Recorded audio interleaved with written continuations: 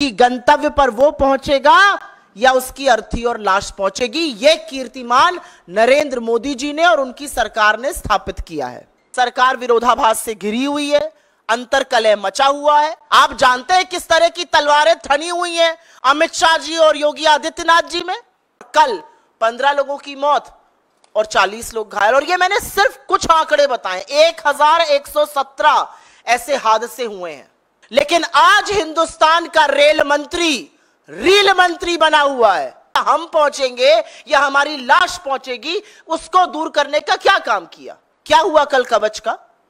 3,12,000 railway के रिक्त पद पड़े हुए हैं और कर्मचारियों की इसी भारी समस्या से रेलवे जूझ रहा है। जहां 20,000 करोड़ रुपए आने थे, वहां 4,225 करोड़ रुपए आए हैं, 1/4। सुरक्षा का पैसे से आप क्रॉकरी और फर्नीचर खरीद रहे हैं, डेप्रिसिएशन फंड आप खर्चा ही नहीं कर रहे हैं। आप सबको मेरा नमस्कार। और मुझे लगता है कि देश में शायद ही कोई ऐसा हो जिसका रेल से जुड़ाव ना हो। हम सब लोग मध्यम वर्ग से आते हैं, निम्न मध्यम वर्ग से आते हैं, और रेल से जुड़ी हुई बड़ी मधुर स्मृतियां हैं। और रेल से ही कहीं ना कहीं आवागमन सबने किसी ना किसी टाइम पर जरूर किया है, क्योंकि रेल सिर्फ पटरियों पर दौड़ने वाली ट्रेनें नहीं है, दंदनाती हुई ट्रेनें नहीं है। रेल इस देश के एक छोर को दूसरे छोर से जोड़ता है। रेल हिंदुस्तान की जीवन रेखा है। और सबसे बड़ी बात है कि आवागमन का सबसे सस्ता इकोनॉमिकल साधन है, एटलीस्ट हुआ करता था। और उसी के कारण मध्यम वर्ग, निम्न मध्यम वर्ग, गरीब व्यक्ति रेल की यात्रा को प्रेफर करता है। आज तक जब आप रेल में बैठते थे टिकट लेकर, तो कहीं ना कहीं यह विश्वास रहता था कि अपने गंतव्य तक पहुंच जाएंगे। बड़े सारे स्टेशन आते थे, उसमें पूरी सब्जी खाई जाती थी, कहीं पर चाय पी जाती थी, कहीं पकौड़े समोसे खाए जाते थे, और एक ये विश्वास था कि गंतव्य तक पहुंच जाएंगे। लेकिन आज जब रेल यात्री बैठता है तो उसके मन में शंका है कि गंतव्य पर वो पहुंचेगा या उसकी अर्थी और लाश पहुंचेगी। यह कीर्तिमान नरेंद्र मोदी जी ने और उनकी सरकार ने स्थापित किया है। मैं यहां पर आपको 2 तस्वीरें दिखाना चाहती हूं। यह तस्वीर ठीक 1 साल पहले इसी महीने जून की है। 2 जून 2023 को ओडिशा के बालासोर में भीषण ट्रेन हादसा हुआ था। करीब 300 लोगों की मौत हुई थी और 900 से ज्यादा लोग घायल हुए थे। पश्चिम बंगाल में कल फिर एक ट्रेन हादसा हुआ। पटरी पर कंचनजंगा एक्सप्रेस थी, उसको पीछे से मालगाड़ी ने आके मारा। 15 लोगों की मौत और अभी तक 40 लोगों के घायल होने की खबर सामने आई है। ठीक 1 साल पहले बालासोर ओडिशा में और 1 साल बाद पश्चिम बंगाल में ट्रेन हादसा होता है। क्या बदला है 1 साल में? आज पूछना पड़ेगा ना कि 1 साल में क्या बदला है। लगातार ट्रेन हादसे हो रहे हैं और मैं एक सरकारी आंकड़ा आपके साथ साझा कर देती हूं। 1117 ट्रेन दुर्घटनाएं 2014 से 23 तक, और जानबूझकर 23 तक का ही आंकड़ा दे रही हूं, 31 मार्च 2023, क्योंकि ये हमारे आंकड़े नहीं है, आपके आंकड़े नहीं है, ये गवर्नमेंट ऑफ इंडिया के आंकड़े हैं। 1117 ऐसी रेल दुर्घटनाएं हुई हैं जहां पर जान और माल की नुकसान हुआ है। यह सरकारी आंकड़ा है, असल आंकड़ा इससे बहुत ज्यादा है। मतलब हर महीने 11 ट्रेन हादसे हुए हैं। हर 3 दिन पर एक ट्रेन हादसा हो रहा है और उसमें जान और माल की क्षति हो रही है। तो क्या बदला 1 साल में? इतना बड़ा बालासोर का ट्रेन हादसा हुआ, हम सब ने लाशों का अंबार देखा, परिवारों को उजड़ते हुए देखा, छोटे छोटे बच्चों को बिलखते हुए देखा। क्या बदला 1 साल में? बालासोर से पश्चिम बंगाल क्या बदला? क्या बदला 2014 से 2024 में? मैं एक सूची पढ़ देती हूं, आपको दिखा दिया, लेकिन छोटी सी एक सूची है। 2014 में गोरखधाम एक्सप्रेस डीरेल हो जाती है, 25 लोगों की मौत होती है। इंदौर पटना एक्सप्रेस का हादसा होता है, 150 लोगों की मौत होती है। कैफियत एक्सप्रेस में 70 लोग घायल हो जाते हैं। पुरी उत्कल एक्सप्रेस में 30 लोगों की मौत हो जाती है। बीकानेर गुवाहाटी एक्सप्रेस में 36 से ज्यादा लोग गंभीर रूप से घायल होते हैं, 10 लोगों की मौत होती है। बालासोर मैंने आपको बताया लगभग 300 लोगों की मौत और 900 से ज्यादा लोग घायल, और कल 15 लोगों की मौत और 40 लोग घायल। और ये मैंने सिर्फ कुछ आंकड़े बताए, 1117 ऐसे हादसे हुए हैं। तो जिम्मेदारी किसकी है, जवाबदेही किसकी है? इस देश में हमने वो भी मंत्री देखे हैं, अगर उनके डिपार्टमेंट में अगर रेल मंत्री रहते हुए ऐसे हादसे हुए हैं तो उन्होंने अपने पद से नैतिक जिम्मेदारी लेते हुए इस्तीफा दिया है। फिर वो लाल बहादुर शास्त्री जी हो, नीतीश कुमार रहे हो, माधवराव सिंधिया रहे हो, ममता बनर्जी रही हो, मधु दंडवते रहे हो, जॉर्ज फर्नांडिस रहे हो, सब लोगों ने नैतिक जिम्मेदारी लेते हुए इस्तीफा दिया है। लेकिन आज हिंदुस्तान का रेल मंत्री रील मंत्री बना हुआ है। नैतिक जिम्मेदारी छोड़ दीजिए, आज भी हादसे के वक्त रील कैसे अच्छी बनेगी उस पर चर्चा हो रही है। बालासोर के वक्त अश्विनी वैष्णव जी वहां पर आए, डाइव कर रहे थे, किसी के नीचे घुसकर झांक रहे थे, ट्रेन के नीचे घुसकर 2-4 टेसू बहा रहे थे। क्या किया आपने रेल को सुरक्षित करने के लिए?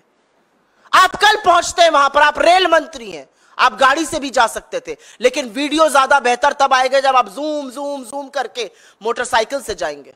अच्छा वीडियो आ गया सामने, रील बना लिया आपने। अब आप बताइए, आपने 1 साल से इस देश में रेल को सुरक्षित करने के लिए क्या काम किया? उस रेल को सुरक्षित करने के लिए जिसमें इस देश का युवा, जिसमें किसान, जिसमें मजदूर, जिसमें मध्यम वर्ग अपने परिवारों के साथ चलता है, उसको सुरक्षित करने का क्या काम किया? लोगों के मन की आशंका कि भैया हम पहुंचेंगे या हमारी लाश पहुंचेगी, उसको दूर करने का क्या काम किया? कवच समझा रहे थे, अभी आपको मैंने दिखाया कुछ दिनों पहले। कवच प्रणाली आई है। कवच प्रणाली क्या करेगी? एक ट्रैक पर अगर 2 ट्रेनें चल रही होंगी तो पीछे वाली ट्रेन पर कवच से ब्रेक लग जाएगा, आपस में भिड़ंत नहीं होगी। क्या हुआ कल कवच का? ये क्या झुंझुने पकड़ाए जा रहे हैं देश को? 10 साल से रेल आवागमन का सबसे असुरक्षित साधन बन चुका है। लगातार जान और माल का नुकसान हो रहा है और लोगों को झुंझुने के नाम पर आपने कवच की बात कही। और ये क्यों हो रहा है? क्या एकदम से रेल फेल हो गई है?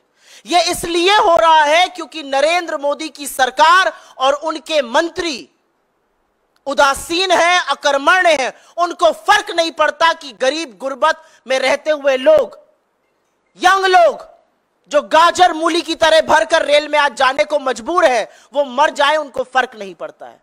इसलिए ऐसा हो रहा है। आपके साथ एक और आंकड़ा साझा करती हूं, और ये मेरा आंकड़ा नहीं है, ये आंकड़ा खुद अश्विनी वैष्णव ने पार्लियामेंट में दिया है, यह आरटीआई के माध्यम से भी सामने आया है। 3,12,000 रेलवे के रिक्त पद पड़े हुए हैं और कर्मचारियों की इसी भारी समस्या से रेलवे जूझ रहा है। एक आरटीआई के मुताबिक, और ये आंकड़ा बड़े ध्यान से सुनिएगा, लोको पायलट, बहुत सारे जो रेल हादसे होते हैं जहां पर गलत सिग्नल पे दे दिया गया, एक ही ट्रैक पर ट्रेनें चल गई, कहीं कहीं मानवीय त्रुटि होती है, और वो मानवीय त्रुटि लोको पायलट के कारण होती है। क्यों होती है ये भी समझ लीजिए। लोको पायलट के 70,093 पद स्वीकृत हैं, इसमें से 21% पद खाली पड़े हुए हैं।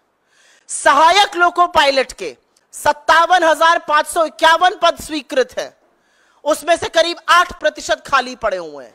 ये वो पद है जो रेलवे को सुरक्षित बनाने के लिए, सुचारू रूप से चलाने के लिए, लोगों को अपने गंतव्य से, एक गंतव्य से दूसरे गंतव्य तक सुरक्षित पहुंचाने के लिए इन पदों का रोल होता है। और 21% ये पद खाली पड़े हैं। इसके चलते लोको पायलट के ऊपर बहुत भारी दबाव है। 12-12, 14-14 घंटे वो काम कर रहे हैं और इस तरह की त्रुटियां हो रही हैं।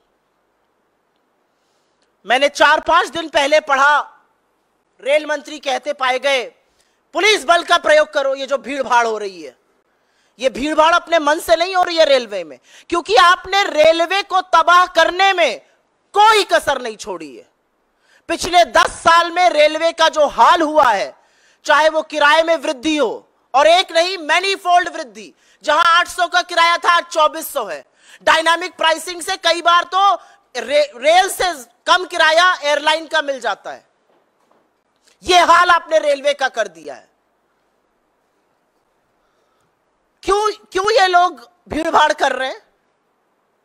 कितनी किल्लत है ट्रेनों की, क्या अंदाजा है रेल मंत्री को? रेल मंत्री हवाई है। शायद वो महंगाई में, जैसे उनकी एक कोलीग ने कहा था मैं लहसुन प्याज नहीं खाता, वो कहते मैं रेल से नहीं चलता। चलिए रेल से, एक स्लीपर में बैठिए, 200 किलोमीटर की यात्रा करिए एक स्लीपर कोच में बैठकर, तब आपको पता चलेगा कि हिंदुस्तान की असली जनता, AC 3 में बैठ जाइए, आप AC 2 में बैठ जाइए, आपको पता चलेगा कि हिंदुस्तान की जनता किस तरह से आज आवागमन करने को मजबूर है। इतनी किल्लतें हैं ट्रेन की कि पिछले वित्तीय वर्ष में, वित्तीय वर्ष 2023 में 2,70,00,000 यात्री यात्रा का टिकट बुक कराने के पार यात्रा नहीं करा पाए, क्योंकि टिकट कंफर्म ही नहीं हुआ, सीट की किल्लतें थी। 2,70,00,000 लोग एक वित्तीय वर्ष में यात्रा नहीं कर पाए, उनका ट्रेन का टिकट वेट लिस्टेड था, वो रह गए, और यह निरंतर बढ़ रहा है। इसके पहले वाले वर्ष में यह संख्या 1,63,00,000 थी, वो बढ़कर 2,70,00,000 हो गई। तो कितनी किल्लत है ट्रेनों की, और कैसे लोगों को अपनी यात्रा कैंसिल करनी पड़ रही है, उसका एक प्रमाण यह भी है। एक बात जरूर बोलना चाहती हूं, और इसका मैंने जिक्र किया था 3-4 दिन पहले, मंत्री जी ने कहा पुलिस बल का प्रयोग करो। ये जो अनारक्षित लोग घुस जाते हैं, ये अपनी मर्जी से घुस रहे हैं, इनके पास कोई काम नहीं है। ये जो हमारे बच्चे अपनी परीक्षा देने जाते हैं, एक के ऊपर एक चढ़कर गाजर मूली की तरह, इस गर्मी में, तपती हुई गर्मी में लोग टॉयलेट में बैठने को मजबूर हैं। कौन है ये लोग? क्योंकि आपने स्लीपर और द्वितीय श्रेणी के कोचेस को लगातार AC में कन्वर्ट करा। लोगों के पास इतना पैसा नहीं है कि वो AC कोच में चल सके। आपने ट्रेनें रद्द कर दी, ट्रेनों की संख्या खत्म करी, पैसेंजर ट्रेन की कम करी। उसके चलते आज आरक्षित डब्बों में अनारक्षित लोग जो जनरल टिकट लेकर आवागमन करते थे, वो बैठने को मजबूर हैं। तो उन पर बल का प्रयोग मत करिए, अपनी गलती को स्वीकारिए। मैं जानती हूं कि लोगों को असुविधा होती है, लेकिन उस असुविधा का कारण आप हैं।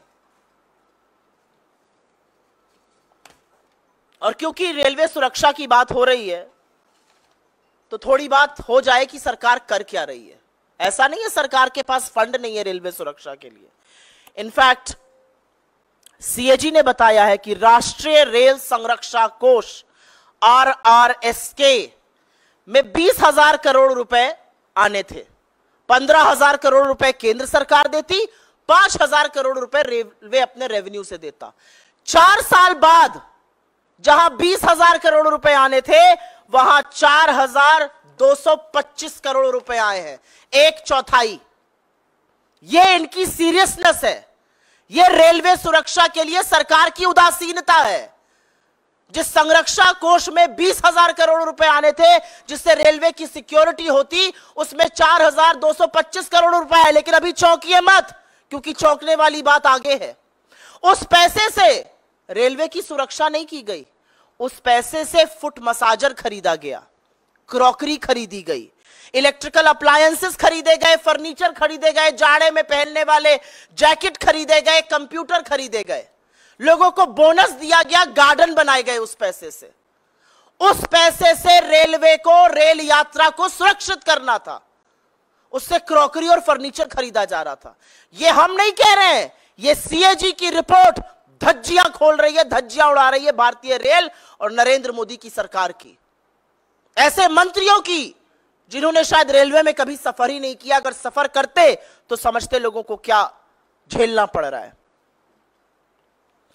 डेप्रिसिएशन रिजर्व फंड होता है एक रेलवे में, उसमें इस चीज का प्रोविजन होता है कि रेलवे की जो पुरानी संपत्ति है उसको रीएनर्जाइजेशन किया जा सके, उसको पुरानी संपत्ति को बदलना था। असलियत यह है कि जहां पर 58,000 करोड़ रुपए खर्चा होने थे, वहां पर 600 करोड़ रुपए खर्चा हुए हैं। ये सीरियसनेस है इस सरकार की। आंकड़े इसलिए दे रही हूं क्योंकि आंकड़ों से कोई नहीं भाग सकता है, और ये सरकारी आंकड़े हैं, सीएजी के आंकड़े हैं, सरकार की पोल खोलते हुए आंकड़े हैं। आंकड़ों से कोई नहीं भाग सकता है। आप टेसू भले बढ़ा लीजिए, आप 4 रील जरूर बना लीजिए, लेकिन आंकड़ों से कहां भागिएगा। सुरक्षा का पैसे से आप क्रॉकरी और फर्नीचर खरीद रहे हैं, डेप्रिसिएशन फंड आप खर्चा ही नहीं कर रहे हैं। रेल जो सबसे भरोसेमंद साधन होता था, आज लगातार लेट चल रही है। मुझे याद है एज अ स्टूडेंट मैं लखनऊ से दिल्ली और दिल्ली से लखनऊ बहुत करती थी, और कभी संशय नहीं रहता था। जब शुरू शुरू में नौकरी भी ज्वाइन करी थी तो संडे रात को लखनऊ से बैठो, मंडे सवेरे पहुंचो, तड़ाक से ऑफिस पहुंच जाओ। आज नहीं पता इस बात का। आज नहीं पता है कि ट्रेन 4 घंटे लेट होगी या 5 घंटे लेट होगी या 9 घंटे होगी या 24 घंटे लेट होगी। असलियत यह है कि पैसेंजर ट्रेनों में से 17% ट्रेनें लेट चल रही हैं। एक वर्किंग मिनट्स होते हैं, 1,10,00,000 वर्किंग मिनट रेलवे ने बर्बाद किए हैं अपने ट्रेनों के लेट चलते हुए। क्यों लेट चल रही हैं ट्रेनें? क्या जो ट्रेन से लोग चलते हैं वो काम धंधा नहीं करते हैं? क्या जो ट्रेन से बच्चे परीक्षा देने जाते हैं, जो लोग एक जगह से दूसरी जगह जाते हैं, क्या वो काम धंधा नहीं करते? क्या उनके वक्त की कोई अहमियत नहीं है?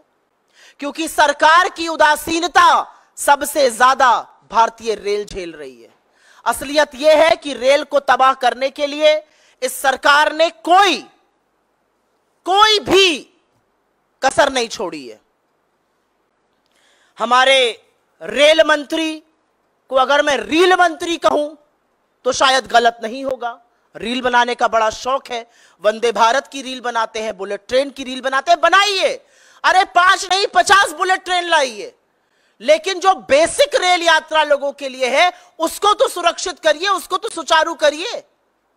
क्या मिल रहा है आपको रेल को बेचकर, रेल की जमीन पर हड़प कर, रेल को निजीकरण करके? क्या मिल रहा है आपको? लोगों की जेब पर सिर्फ और सिर्फ डाका डाला जा रहा है।